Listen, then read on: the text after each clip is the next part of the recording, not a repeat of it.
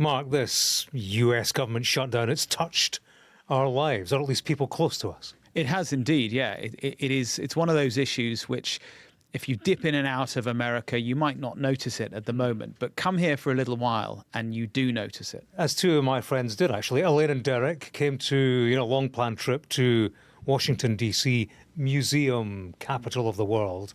But of course, because of the shutdown, they didn't have access to any of the museums. Had to settle for a consolation trip, which was with me, to the most famous movie location in Georgetown. Yes, the Exorcist steps. The very one. The steps, the house, which, was great. They had a good time, but wasn't quite the museum experience they were after. Your mother-in-law's in town, and she went to the People's House, which is not the People's House, but next door to the White House, there is a museum which is a kind of a replica of the White House, all the history of the White House. The Oval Office, they have remade the Oval Office inside the People's House, which remains open, and they need to update it. Why is that? Because there's not enough gold in there. The Oval Office, as we've been talking about in the past, is now more gaudy than ever, but not the museum version. So she had the presidential experience, but not the Trump experience. I'm Mark Stone. And I'm James Matthews. We're in the Trump 100 studio in Washington, D.C. Yeah, Donald Trump continues his whistle-stop tour of the Far East before the big showdown with President Xi Jinping of China on Thursday morning. Early on Tuesday morning, Japan and the United States signed a framework on rare earth minerals deals. We'll get into that. Yeah, remember Trump 2028? We spoke about it yesterday, the run for a third term and all that. Well, it was on yesterday. It's off today, so says his pal, the Speaker of the House. But before all that, problems, as we've been saying, continue to mount as the government shutdown nears a full month as workers pick up empty paychecks on Tuesday. So it's about a lot more than just museum closures. So, Mark, this US government shutdown, 28 days and counting. Yeah, astonishing, really. The shutdown entered its fourth week, and in a week it will be the longest federal government shutdown in United States history. The Senate still deadlocked. 60 senators need to vote positively to approve Donald Trump's funding bill and therefore reopen the government. At the moment, the Republicans only have 54 senators on their side. We're now into the 14th round of voting and counting. Yeah, the public, the workers, the unions, they're all watching this with an increasing despair. The largest federal workers' union, it's urging the politicians to come up with some kind of stopgap solution, at least to make sure that people get paid. More than 700,000 are still in work, not getting paid. More than 600,000 have been furloughed. That is a lot of empty pay packets. Yeah, it is indeed. Lots to get into here. We'll explain why it's all happening in a moment. But the tangible impact is huge. So many people literally not being paid. The individual personal knock-on is huge. Paying bills, defaulting on credit cards, mortgages, and on and on. There are many different groups of people that we could focus on. One is air traffic controllers and border staff. They're two groups of federal workers that everyone's watching because chaos at the airports in the past has been the area that has broken the congressional deadlock. So far, they have been largely turning up to work despite picking up paychecks of $0 for the first time on Tuesday. In fact, CNN got their hands on one of those paychecks. And if you're watching the vodcast rather than listening to us, you can see that on our podcast on YouTube. I've got a friend, James, who's high up in one of the major American airlines. I've been talking to him quite a bit on the sidelines of my kids' weekend football games. That, incidentally, is where most of the important chat comes from. Well, that's where parents come to blows, right? Right, exactly, exactly. He and I have been talking politics. He told me at the weekend that he was surprised, and many of his colleagues within the aviation industry were surprised that there hadn't already been significant chaos with workers just not able or not willing to turn up. He said that any day now, airports will reach a tipping point and it will be chaos. Yeah, well, he was right because we're beginning. Yeah, well, he was right because we are beginning to see that. International airports like Denver and Atlanta, they're now starting to have delays because some air traffic controllers are staying at home instead of choosing to work for free. This is a people story, and we're getting to that stage where real people are beginning to feel it. Yeah, we really are. And it's worth, I guess, as I said, explaining precisely what this shutdown is all about, because it is a pretty uniquely American thing. It involves the federal government. That's distinct, of course, from government at the level of individual states. The federal government stopped receiving full funding on the 1st of October because Congress failed to pass the new spending bill or to provide a stopgap in funding, as it often does. The left and the right, the Democrats and Trump's Republicans, disagree on how much the government should spend and how to spend it, specifically on healthcare issues, subsidies under the Affordable Healthcare Act. The Democrats have insisted that any future funding deal must include certain healthcare subsidies and social health programs which protect those who can't afford their own healthcare. The Republicans say the government must be reopened first, and then they'll do the nitty-gritty of working out the details of the health funding later on. Incidentally, the Republicans pushed the Democrats to do just that back in March. They promised that they would compromise on spending back then if the Democrats supported a short-term extension of government operations. The Dems did back then, but the Republicans then failed to engage on those compromises. And this, say the Democrats, is why they won't fall for that again this time. For Democrats, as I said, it's all about the core belief in providing healthcare for those who can't afford it. Affordable healthcare is a central pillar of the Democratic Party. Yeah, that hike in health insurance is looming, and it will bite. So will the fact that programs to help the needy, many of them are going to stop. There's a thing called SNAP benefits. It provides food assistance for people on low income. The money for that, well, that's due to run out on Saturday, which will affect 40 million people who rely on it. So, the administration, it has declined to step in with any kind of stopgap funding for these SNAP payments.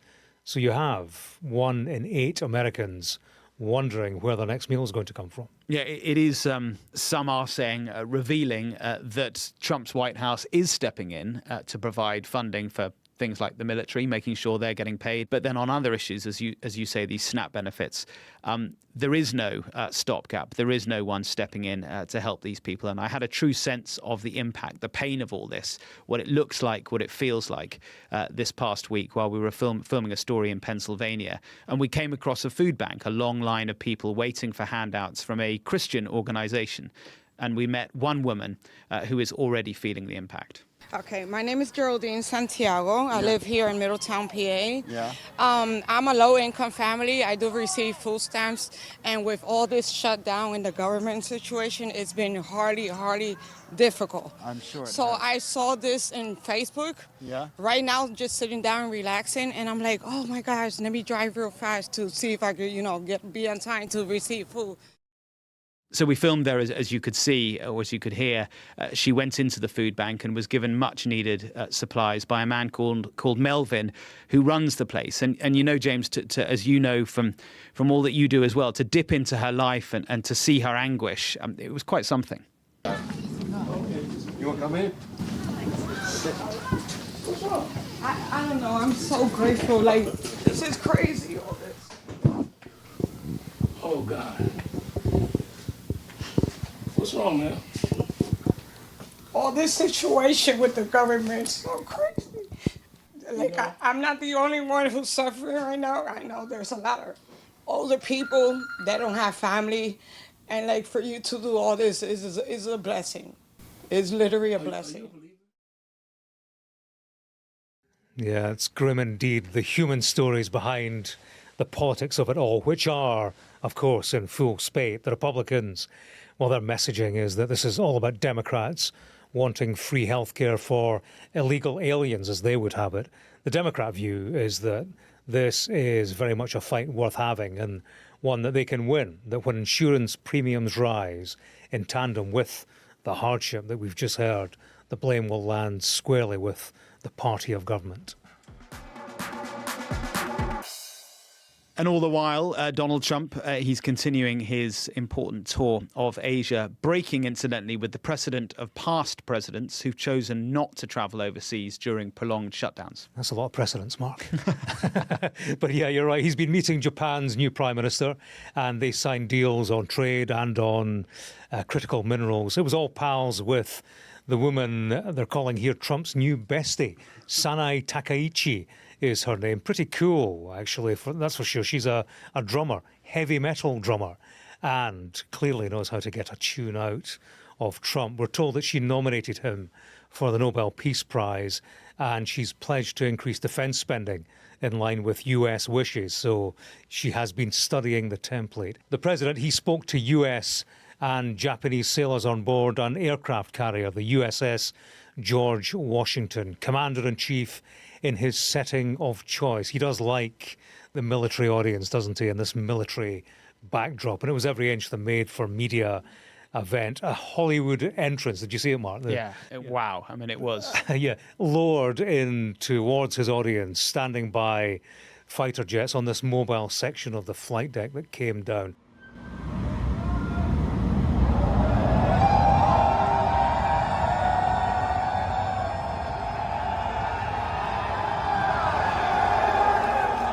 Ladies and gentlemen, the President of the United States, Donald J. Trump.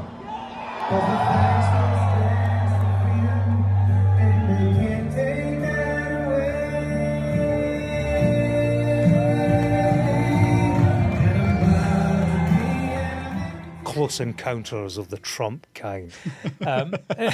In terms of his speech, he used the occasion to send a postcard back home, I suppose, spoke about domestic issues, about sending more National Guard into cities, he said, that are troubled. Yeah, the messaging was very similar to the two previous speeches that he's given in front of on the face of it, non-partisan military. He did that speech at Quantico, Virginia. Then he did a speech again in Virginia with the Navy surrounding him. The messaging this time very similar. Yes, and similarly, he had as his support act Pete Hegseth, Secretary of War, America's answer to Danny Dyer, rallying the troops. Next up, of course, is the meeting in South Korea between the US president and China's leader Xi Jinping. This is, on paper at least, the most important meeting of two leaders anywhere in the world this year. It's 6 years since Xi Jinping and Donald Trump last met, and what they agree on or disagree on will affect us all. Yeah, high-stakes stuff for both of them and, of course, for the global economy. We spoke yesterday about the framework of a deal seemingly in place on trade, on TikTok. We'll see if that crystallises into an actual deal when the two come face to face. One deal that is going to be struck, we're told, is on soybeans, apparently. Now, Mark, for a businessman extraordinaire, this strikes me as extraordinary business. In his first term in office, Trump's trade war with Beijing meant the Chinese stopped buying soybeans. He had to bail out American farmers to the tune of $20 billion. Now, second time around, China's doing the same. It's not buying American soybeans in retaliation for the tariffs. Last year, it was buying 20% of the whole American crop. Now it's gone to Brazil for its soybeans, leaving Donald Trump staring down the barrel of yet another bailout. And, don't the Chinese know it? If that's the art of the deal, it's not how everybody would paint it. Yeah, and those soybean farmers, they are from the middle of America, massive farms. I've been there. I've talked to these farmers in the past. They are predominantly people who would normally vote for Donald Trump. Yeah, the heartland, the heart of the Trump vote. Right, and they're feeling the pinch for sure. It seems then a tariff truce, not a treaty between Xi and Trump. The other thing that they will be talking about, I think, is Ukraine. Trump wants a truce there for sure. President Xi, very much a supporter of the Russians and of President Putin. He could help Trump to get that truce. But what would he want in return from the transactional American president? Perhaps a shift in the US position on Taiwan. The long-standing US position on Taiwan is that it does not support independence of the island China calls the renegade province, the place the nationalists retreated to when the communists took over mainland China back in 1949. The question is whether America's long-standing practice of strategic ambiguity over Taiwan could change. Could America shift more towards China's position by declaring that it actively opposes Taiwanese independence? Xi Jinping would clearly love that. Yeah, that would be huge. On the subject of Ukraine, you mentioned that, Mark. Do check out the work of our colleague John Sparks. He's produced an extraordinary documentary on YouTube. He went into what's called the kill zone in between Russian and Ukrainian front lines. John spent 24 hours with a Ukrainian command center as they used drones on land and in the air to find and take out Russian soldiers. It's remarkable video. The link is in the show notes. Briefly, speaking of world peace or not, Trump's Gaza ceasefire is facing its biggest test right now. Israel has resumed airstrikes in Gaza after both sides accused the other of violating the agreement. It all happened, interestingly, overnight where Trump is in Asia, and so he was asleep. As we record, no word from the president himself, but the vice president, J.D. Vance, has commented the ceasefire is holding, he said. That doesn't mean that there aren't going to be little skirmishes here and there. As we've said before, Trump owns this ceasefire. He will surely want it to hold. Now, finally, James, we talked about it yesterday on the podcast, the prospect of Trump 2028 and whether he could stand for a third term. Yeah, he was encouraging the idea himself, wasn't he? Talking about how he would love to do it. So strong suggestions from the man himself that it was game on. Yeah, he said he'd love to do it, but then he also, in the same breath, in a very Trumpian way, said, I've not really thought about it before, which struck me as odd, given that literally on the Resolute desk in the Oval Office, on most days, are a pile of baseball caps with Trump 2028. For a man who's not thought about it? He's teasing us, isn't he? Or trolling the Dems, as Speaker Mike Johnson suggests. Yeah, he's got an update for us on this business of Trump and if he will run for a third term. And he's been talking to the president about it. Well, there is the 22nd Amendment. I spoke with the president about an hour ago. It's late in the evening in Japan. He's working around the clock, serving the American people. He doesn't stop. Talk about someone who works around the clock. I do believe that we've got 3 extraordinary years ahead of us, and the 2 years of the Trump administration are going to be an incredible thing. And I don't see a way to amend the Constitution because it takes about 10 years to do that, as you all know, to allow all the states to ratify what 2/3 of the House and 3/4 of the states would approve. So I don't see the path for that, but I can tell you that we are not going to take our foot off the gas pedal. We're going to deliver for the American people, and we've got a great run ahead of us. He'll have 4 strong years. Well, that's interesting. The president's compliance servant on the Hill, apparently out of step. Yeah, but you know what, Mark? A couple of things about that. First of all, he didn't rule it out. He talked about not seeing a path, but also, you know what I think? I think Mike Johnson would hardly say, yep, he's going to go for the third term. We're going to rip up the Constitution, and we don't care what anybody said. I think he is trying to settle the horses. Donald Trump's all about making a lot of change. Critics would say he's undermining the Constitution. I think that's Johnson, his pal, saying, no, the Constitution, we respect it. It will endure, and everybody just calm down. It's all a game, isn't it? You say this, I'll say that. We'll get the hairs running. Politics. We'll pull it back, push it forward. Yeah, they're not fooling us, Mark. Anyway, that's what we're here for. Yeah, exactly. There is, interestingly, some new data out over just how popular or unpopular President Trump is at the moment. Have you seen it? It's interesting. Yeah, go on, give us the figures. It somewhat contradicts what the president says always about his approval never having been higher. Not so, maybe. The latest YouGov Economist polling puts his net approval at its lowest that at any point in his second term so far, and lower than all but one of the polls from his first term. It finds that 39% of Americans strongly or somewhat approve of how Donald Trump is handling his job as president, while 58% disapprove. That is a net approval of -19. Yeah, for comparison, Biden at this point in his presidency had a net approval of -7 points.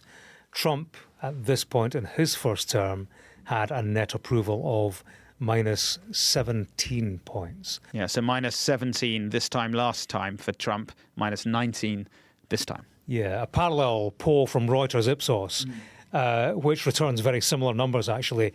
That, interestingly, says that Trump's handling of the cost of living is the biggest concern among Americans. The issue of the cost of living, which got him into the White House a second time, remember? Yeah, it's interesting. Of the issues that he ran on and he won on, one was cost of living And it seems, well, as we all know, things are as expensive, if not more expensive now than they were. The other issue, immigration, agree or disagree with his methods, he has succeeded there. But cost of living is a big, big challenge. And next week, 2 governors' races, 1 mayoral race, and the Democrats have been running on the cost of living ticket for that. Yeah, it's a story that is going to run. Anyway, thank you very much for listening. Do send us your thoughts and questions at Trump100 at sky.uk. As ever, we're always grateful to hear them. Yes, and leave a review, tell a friend, all of that, and we will see you again on Friday. Bye for now. All the best.